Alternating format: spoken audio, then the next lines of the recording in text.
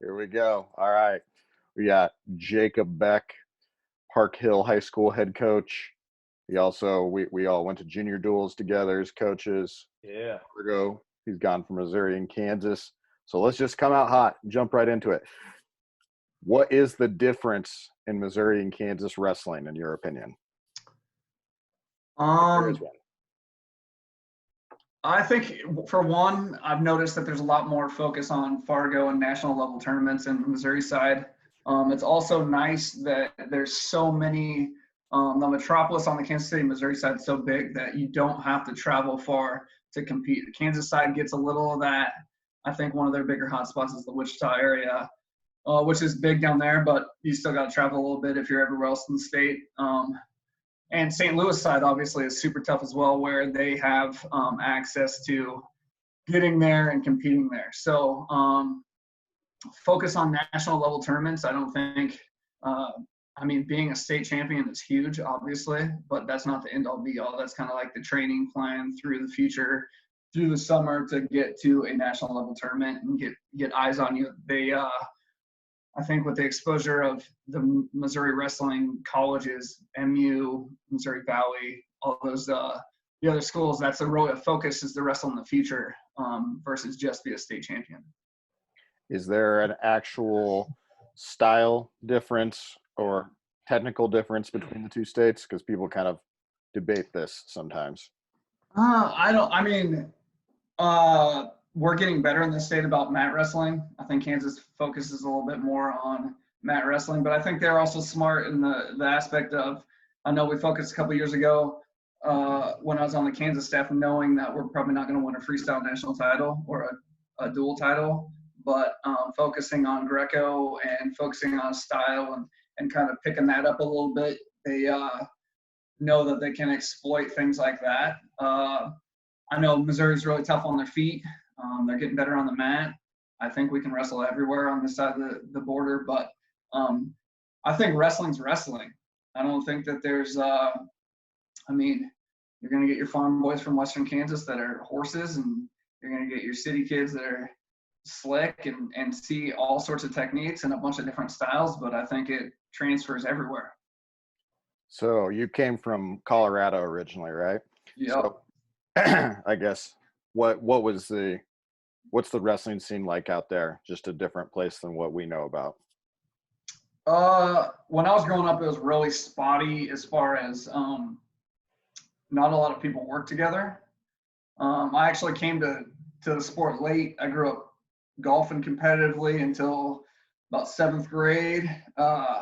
And then I tried to pick something that my parents knew nothing about, which was wrestling. So they couldn't coach me or really critique me. And then there's hot spots. There's your clubs that are, I don't want to say super clubs, but they're the clubs where a lot of people go and train. You got a really nice facility and use of the Olympic Training Center down in Colorado Springs. So that's a hotbed. Northern Colorado is tough. The growth of Northern Colorado University. But as far as college-wise, there's not that. Junior colleges, a couple of them. Division twos, there's a lot of Division twos there. So it's just different. There's a lot of other things to do in the winter in Colorado, obviously. I know we lose a kid a year, at least, a broken arm, broken leg getting on the slopes. So that's a advantage/disadvantage of being out in Colorado, but it's all different. It's just been a little adventure, and I love seeing new stuff. So Jesse kind of pointed this out in our talk with Nate Engel, since he was a West Coast guy, but maybe this is good to reiterate, but kids who wrestle in Kansas City or Missouri in general, but Kansas City or St. Louis, something like that, but we're focused on the Kansas area, they maybe don't realize how lucky they are to have so many opportunities with clubs and tournaments and stuff right there within close driving proximity, because that's not necessarily the case a lot of places. So that's an interesting point. Oh yeah. So you went from Colorado, you wrestled in college at Fort Hays State, right? Yep. What was your experience like there? I loved it. I was a city boy growing up. It was a big change, 5 hours from home. no car. My brother played golf there for the first year, so I at least knew one person. Then he left. But it was something that I'm really happy I did, as far as I needed to get away from where I was at. Uh, I was it was kind of dead ending. Choices I was making wasn't most positive. So getting out where I could reinvent myself and be in the middle of nowhere, where I was there to go to school and wrestle. And Hayes is a big sports town. It doesn't seem like it, but they really love the Tigers. Obviously, there's nothing else around there, so they invest a lot. The town is all about Hayes High and Fort Hays State, so they're really supportive of it. They got a great venue. Facilities are getting better. They're really investing in it. So it was really different. I mean, I feel like I came to the sport late and was still growing, but I know getting into the college room the first week, first month, didn't know if I was doing the same thing that I had done in high school because I was taking thumpings like nobody's business. But it was good. I wanted to see if I could learn something on my own and not be someone's little brother or someone's kids. I wanted to see if I could be myself out there. So Yeah. Jesse, you have a question about his coaching that he received out there? Oh yeah, you just kind of take us through your maybe the coaching experience that you had out there. You wrestled for Cody Bickley, who's now with USA Wrestling, and then your buddy took over as coach, and you had the opportunity to be grad assistant. So just kind of take us through all that and what you learned at that next level. Like what were your big takeaways from those experiences? So I went out there. I actually got recruited by Bob Smith, who moved from Hayes. He was the head coach before, and he just moved out to Johnstown, Colorado, which is right by my hometown. So he saw me a lot, and just kind of I walked on out at Hayes. But Cody Bickley was our head coach. Great management guy. He had everything in line. Everything was ready to go at all times. It was a good experience. He was a different kind of coach than I'd ever had before. Kind of not, I don't want to say hands off, but it was more logistics wise. The GAs helped a little bit more than he did on the mat. But then made it through. I actually wrestled 2 years, blew a knee out, came back, blew my other knee out the first match the next year. So I was off the mat for a long time, which I thought, and I think this whole social distancing and people being off the mat, some people would look at it as a negative, but as someone that's been through an injury and been off the mat for close to a year and a half straight, it just made my hunger so much stronger for the sport. And I think that this could be a good thing for some of the people that haven't taken time off since they're 5. So then left Hayes, went to Bonner Springs. Again, one of those situations where I wanted to see if I could. I went and student taught back in Colorado and could have got a job at my old high school, and then decided I wanted to see if I could get a job off of what I know, not who I know. Went out to Bonner Springs, assistant wrestling coach, head golf coach, which was coming from a room of savages for 6 years and then getting back on the golf course and dealing with a completely different breed of individuals was fun. And then my former roommate and one of my best friends, Chas Thompson, got the job at Fort Hays, offered me it was a graduate teaching assistant job. It's what they have out at Hayes. So I went back, and it was kind of the best of both worlds. I got to be stay in the classroom, teaching a bunch of different health and human performance classes, get back in the college wrestling room, and get my master's paid for. And then actually went back, kind of switched jobs with Brandon Job, who was the compliance officer at Fort Hays when I was at Bonner Springs. When I left, he took the head job at Bonner Springs, and I kind of took his job as the assistant at Fort Hays. And then when I was done with my master's, I went back to Bonner Springs again. So that's how I got back out to Kansas City. So This a is little bit of a long, short story. this is like something Jesse and I were talking about with somebody else yesterday. But so you're a teacher and a coach. This is kind of like a profession that maybe is not growing as much as it used to. People aren't pursuing it as much. So why did you decide to be a teacher and a coach, obviously, but why did you decide to get into education? I love being around people and kids. It's a very social profession. I didn't get what I wanted to be, or I didn't earn what I wanted to earn as an athlete. And I work hard now, so all the other kids or athletes don't have to feel what I felt. So I feel like I didn't always make the right decisions, and I know what those decisions are, and hopefully I can just help influence people and athletes into making better decisions and helping them along the way. It's a service industry in effect. You're helping people out. I wasn't always the best student. It's funny, I didn't really like school until I figured out what I wanted to do. I know undergrad school was super rough. I could care less about statistics and how many times you rolled dice to get threes or sixes. But when I went back and got my master's and knew I wanted to be in physical education or health research, then we're talking about heart rate variability, then I care about that. And that's how I learned. So it's kind of just steering kids into a pathway that they want to be as adults. Wrestling's a big tool, teaches you to learn how to grow through suffering, and that's kind of what it is. Just wanted to help people out. Yeah. All right, we'll switch to talking about coaching for a second here. So Park Hill obviously is known for having a lot of really high level guys in their room that compete obviously really well at the state level, but even nationally.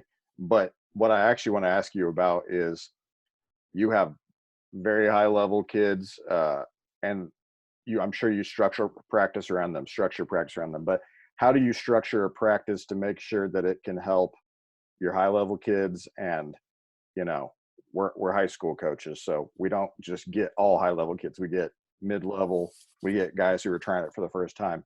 How do you, since you have those high level kids, structure a practice that benefits everybody? So we actually have two different practices. So this in effect helps our higher level kids that are looking to go to a college level, helps them out as well. They might not see it or like it, but so our first practice is our newer kids. It's fluid. So if you're showing promise or showing that the technique you get in our first practice, they used to call it the novice practice. I'm not a big fan of that. So it's our first practice. So they run about an hour and 15 minutes right after school. We come in, we do our photo of the day, talk to all the kids, take a roll, get that first practice going. The second group, which is our varsity JV, second JV girls, they go to study tables for an hour. So they have an opportunity to go knock all their schoolwork out right after school. If they want to watch film, things like that, that's what they knock out. We do our basic instruction, I guess you'd say, teaching kids how to wrestle, because we don't have middle school wrestling. So a lot of our kids, it's either we get our kids from a club, they grow up most likely through Greater Heights, or then they're coming as freshman newbies. So we're running I wouldn't say lower level, but strictly basic technique. In that first practice, hour and a half, they get some live goes in, then they go home and we bring our second group in. And really, it's just, I don't think I really got brought into this job to necessarily teach kids how to wrestle as much as expectations and a little bit more discipline. We stay really basic and then figure out, I'm not going to change anybody's style, especially these kids that are coming in from 5-year-olds. We're just going to clean up things and we're going to work on solid techniques, make sure that it scores not only at a high school level, but a national level. We do have some kids that do some really different stuff. I mean, your Kale Kecks, your Grayson DeBlasis, their styles are odd. So we are going to just try and make it as basic as possible. Let them get into good positions and then let them go buck wild and put kids in positions they've never been in before. So I hope that answers that question. Yeah, it's just, there's no right answer. I was just curious. So we were talking about this before we started recording, but obviously you hit on it earlier. We're in quarantine. We're social distancing. Wrestling tournaments are getting postponed, but it doesn't look super positive that they'll get to happen this summer. So what do you think kids should focus on this summer, since the further this goes, the less likely it is we're going to get to be on a mat or compete at tournaments like we normally would all summer? I think it's just be a sponge with wrestling. The amount of wrestling that you can watch and soak in at this level is insane. Flow, Rockfin, YouTube, all these areas that have so much wrestling on them that you can find a style that you want and soak it in. I learned so much when I was crutching around just by watching and trying to look at things different ways. It's the same reason we kind of we have our kids go to our youth practices to try and help coach. I think I'm a way better wrestler now from coaching, having to explain things. We got a lot of these kids that are just freak athletes that just do it. They don't even really know what they're doing. So for them to walk through a technique video and have to see, the level change, the post, the penetration step, things like that. So watching wrestling would be number one. Strength and conditioning, it doesn't have to be getting under a bar. It can be going out for jogs. It can be pushing your wall back every single day. Stance and motion. Shadow wrestling, if you can John Smith says, if you can set up your shadow, you can set up anyone. Just staying busy. Getting into or keeping the habits that you've had before. I don't like waking up early. I obviously have some things to do teaching wise throughout the day, but I could wake up at 8:45 for a 9 o'clock morning, or I could get up at 6 o'clock, knock all my stuff out, be ready to go, and have the rest of the afternoon off to catch up on some Netflix or something when I've accomplished something through the day. But I just think we used to take as teachers, 7.5 hours a day from students. That was our time. Now maybe 4. And so you have about 20 hours of your own time, and it's what you're going to do with it. I think we're going to find out at the end of this quarantine who is self-motivated, who doesn't need to be prodded. And those are the people that are going to be climbing high on that podium next winter. Yeah, that's a good point. All right, Beck, this is the most important question I'm going to ask you. Oh boy. Who has the best mustache of all time, in your opinion? Oh, that's a good question. Living or dead?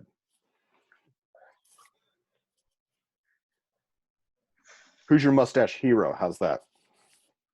Tom Selleck's got a good one. Mm-hmm. The top fiver for sure. Yeah. That's right. Sam Elliott probably I'd go with.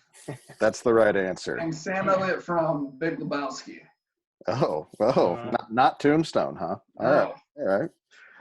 Yeah, that should be who you're. That's what I was hoping you would say, by the way. So B6 up there though, because B6 uses the stash and he's a monster. So I got to throw him in there.